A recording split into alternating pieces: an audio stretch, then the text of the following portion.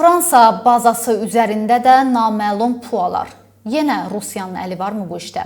Fransanın Marmelon-Legrand hərbi bazası üzərində bir neçə naməlum pilotsuz təyyarə aşkarlanıb. Bu barədə El Union qəzeti məlumat yayıb. Bildirilir ki, dronların mənşəyi məlum deyil. Onlar sentyabrın 21-dən 22-sinə keçən gecə baza üzərində uçub. Ölkənin Hərbi İnkişaf Departamenti sonradan pilotsuz təyyarələrin hərbi baza üzərində olmasını təsdiqləyib.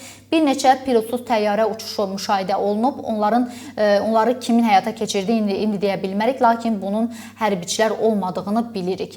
Nəşrin məlumatına görə həmin qurğular əhəmiyyətli dərəcədə böyük olub. Bununla belə DMD onların kiçik dronlar olduğunu iddia eləyir. Naməlum obyektlərin uçuşundan sonra bazada təhlükəsizlik tədbirləri gücləndirilib.